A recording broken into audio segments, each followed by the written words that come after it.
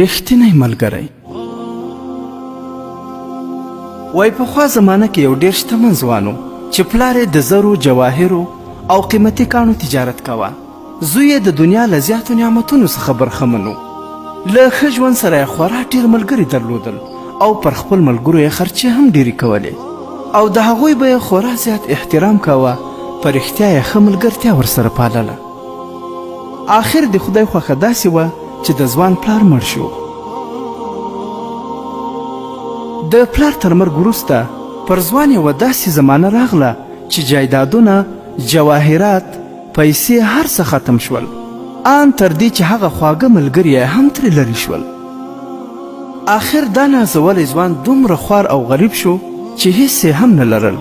دې ته مجبوره و چې خواري او مزدوري وکړي. ځوان د کار او مزدوري په لټه کې شو. په تنګسیا کې سړي ته خپلوان او ملګري ور یادېږي. ځوان د خپل ملګرو په اړه پوښتنه پیل کړه چې خپل یو پخوانی ملګری پیدا کړي او خپل د ستړي ژوند حال ورسره شریک کړي. ځوان به د خپل ځان سره تل دا ویل چې هغه ملګري مې څه شوه چې ما به پیسې پرې مصرفولې او دوی به عیشونه کول.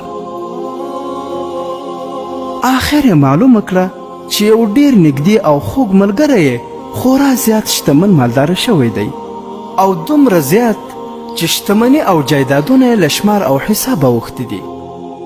ځوان د هغه ملګري په لور په دې نیت روان شو چې ملګری مې دی، یو څه مرسته به راسره وکړي او یا به کوم کاروبار راته برابر کړي. دا نازولی خوار شوی ځوان د خپل مالداره ملګري دروازې ته ورسید. خادمان یې راووتل. ده ورته وویل د کور څښتن ته ووایه چې ستا پخوانی خوږ او نږدې ملګری راغلی دی او غواړي له تا سره وویني. د هغه خادمانو خبر ورکړ چې ستا فلانی نامی ملګری په دروازه کې ولاړ دی او له تا سره لیدل غواړي. هغه له کوره له یوې کړکۍ څخه د باندې راوکتل او ویې پیژنده. خو چې د ده سرې جامې او بد حالت یې ولید نو خادمانو ته یې وویل ورته ووایاست چې هغه په اوس وخت کې له هیچا سره هم لیدل نه غواړي. خوارکی ځوان حق حیران شو او په دې حیرانتیا کې بیرته ناامیده روان شو. تیر وختونه او له ده سره د ملګرتیا کیسې یې هم ذهن ته راوبللې او د خپل مالداره شوي ملګري ناوله چلند ډېر خفه کړو او ډېر سخت یې زړه ودردېد او خپل په لاره روان شو. دا سوچونه یې کول چې وګوره نن چې زه غریب یم ملګری مې زما مخ لیدل هم نه غواړي. له ځان سره یې وویل چې آخر ولې انساني اخلاق او مینه دومره ختمه شول؟ انسان ولې دومره احسان هیرونکی او ناشکره شي؟ دا راز ډېرې خبرې یې په ذهن کې اړولې او له درده ډک زړه خپل کور او کلي ته رانږدې شو. ځوان کور ته لا نه و رسېدلی چې 3 کسان په مخه ورغلل. هغوی داسې ښکارېدل لکه په یو چا پسې چې ګرځي. له ده نه یې پوښتنه وکړه چې فلانی د فلاني زوی مو په کار دی. ده ورته وویل زه د هغه زوی یم او هغه خو وفات شوی دی. سړي حیران پاتې شول او انا لله و انا الیه راجعون یې وویل او ده ته یې وویل موږ له هغه سره ګډ کاروبار کوه. له موږ سره یو څو ارزښتناک جواهر پاتې دي، اوس به هغه تا ته در وسپارو. دا 3 کسانو یوه کڅوړه هغه ځوان ته ورکړه او هغوی رخصت واخیست او لاړه. ځوان هم دا کاڼي پیژندل چې رښتیا هم ډېر ارزښتناک او قیمتي کاڼي وو، دومره قیمتي چې په لنډه سیمه کې یې چا به یې نشو پوره کولی. ځوان نیت وکړ چې ښار ته یې یوسي.